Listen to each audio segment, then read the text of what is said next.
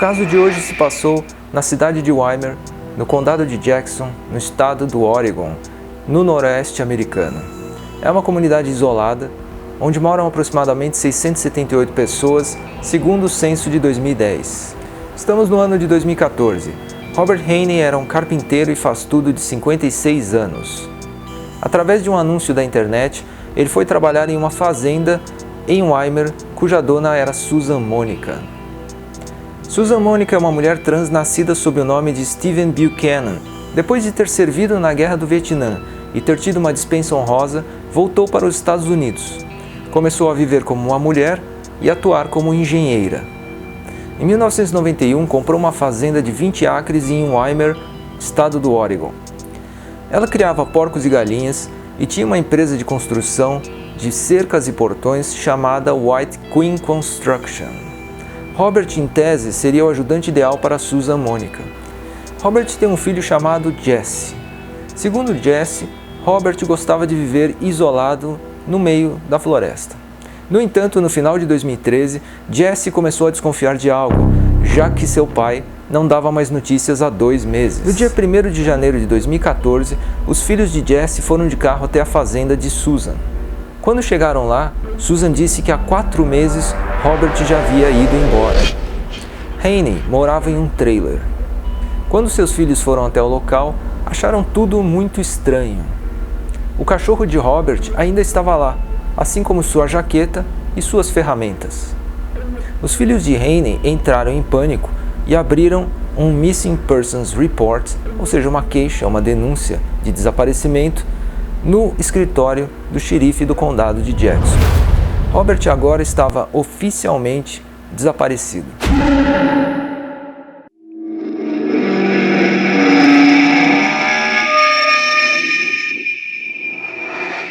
O detetive Henderson foi designado para cobrir o caso. A primeira pessoa com quem ele foi falar, é claro, foi Susan Monica. Susan disse ao detetive que Robert havia recebido um telefonema de um parente dizendo que ele havia sido atacado. Depois desse telefonema, Robert ficou perturbado, inclusive começando a beber demais. Depois de um tempo, ele decidiu ir embora, pedindo para Susan que ela cuidasse do seu cachorro e de suas coisas. Não precisa ser detetive para saber que essa conversa estava meio estranha. Como assim? Quem sofreu um ataque?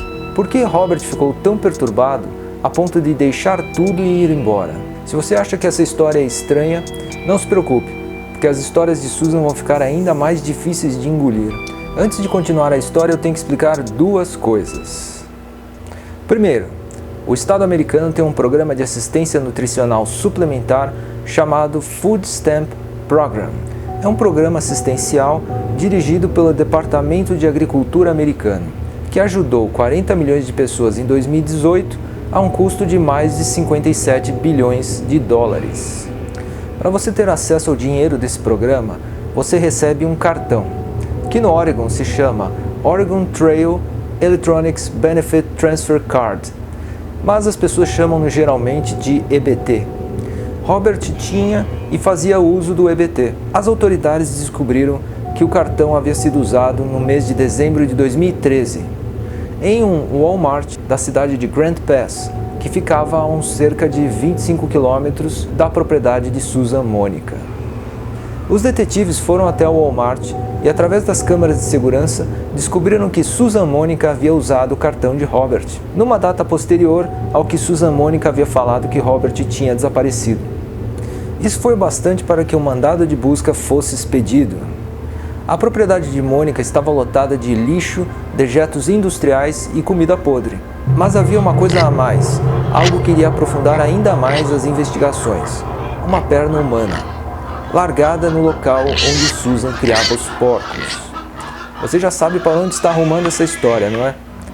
É isso mesmo.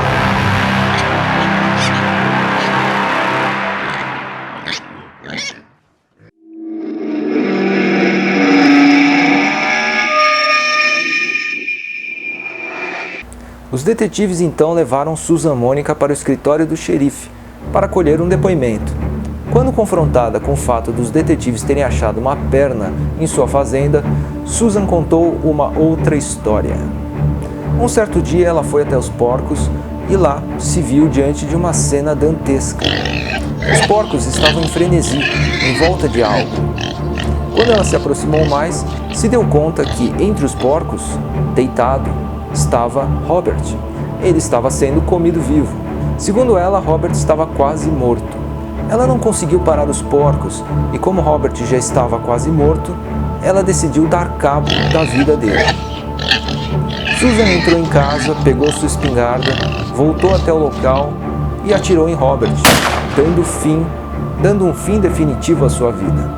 Segundo o depoimento, Susan queria acabar com o sofrimento de Robert. Antes de continuar, eu sei o que você está pensando. Essa história não faz muito sentido. Como é que ela não conseguiu tirar os porcos de cima de Robert? Ela tinha uma espingarda. Ela poderia ter atirado para cima, nos porcos ou perto dos porcos, para que eles se assustassem e ela pudesse ajudar Robert. Além do mais, a coisa mais adequada a se fazer era chamar uma ambulância. Tentar de todas as formas possíveis salvar a vida de Robert ou o que restava da vida de Robert. Bom, a história vai ficar ainda mais inacreditável. Ela, basicamente, deixou o corpo de Robert lá até que os porcos se saciassem. Depois de alguns dias, ela guardou os restos mortais de Robert em sacos plásticos pretos. E não contou nada às autoridades porque ela tinha medo de que os porcos seriam sacrificados. Pobres porcos. A impressão que deu para os investigadores é que ela estava mais preocupada com os porcos do que com a vida de um ser humano. A situação de Susan já estava complicada, mas se complicou ainda mais quando eles perguntaram para ela o que mais eles poderiam achar dentro de sua propriedade. Como eles falaram que eles iriam escavar tudo, iriam virar tudo do avesso, Susan entrou em desespero. Pediu um papel, fez um pequeno mapa da sua propriedade e colocou um X em um determinado local. E disse: "É aqui que vocês vão encontrar o Steve." Mas quem é Steve? Antes de falar sobre o Steve, se você ficou até agora é porque você está interessado nessa história e nesse canal. Faça-me um favor e dê um like no vídeo. Se estiver de bom humor, inscreva-se no canal. Agora vamos falar do Steve.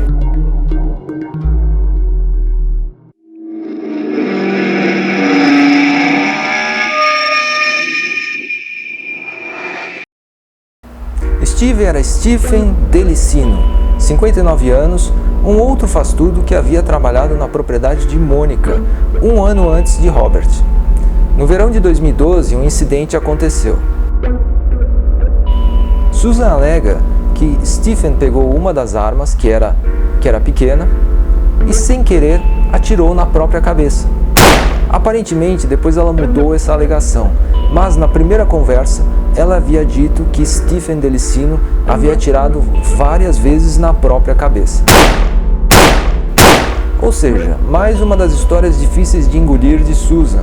Como é que alguém pode atirar várias vezes na própria cabeça? Já numa segunda versão, ela disse que Stephen atirou, depois ela correu até sua casa, pegou uma espingarda e atirou nele, matando-o. O que ficou um pouco mais crível. O destino de Stephen foi parecido com o de Robert. Ele também foi dado para os porcos, mas os seus restos mortais foram enterrados. O detetive Henderson perguntou se havia mais algum corpo na propriedade, e a resposta que Susan deu fez com que os detetives ficassem meio confusos, já que eles não sabiam se ela estava falando a verdade ou se estava fazendo uma brincadeira macabra. Ela disse que se falasse dos outros 17 corpos, nunca mais sairia da cadeia. Susan tinha um senso de humor muito estranho e por isso ela pode ter apenas brincado ao seu jeito, ao ver que não tinha mais saída e que estava danada de qualquer jeito. Mas os detetives levaram a sério e viraram a fazenda do avesso, procurando mais indícios de corpos. Só que não encontraram nada.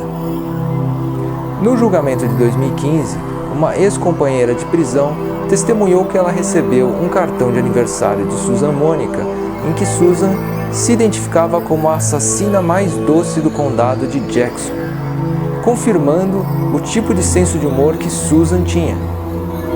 Em 2015 mesmo, Susan foi condenada a 2 penas de 25 anos sem direito a condicional por 2 homicídios, roubo de identidade e abuso de cadáver. Uma ex-companheira de prisão disse que ouviu de Susan Mônica que ela realmente havia matado Robert, mas porque uma noite Robert havia ficado bêbado, os dois brigaram e Robert então tentou avançar em cima dela. Daí Susan Mônica pegou sua espingarda e o matou. No entanto, depois de tantas histórias, é difícil saber de Susan Mônica o que é verdade, o que é brincadeira de mau gosto e o que é simplesmente mentira. Os próprios detetives ainda têm dúvida se não há realmente nenhum corpo na propriedade de Susan Mônica.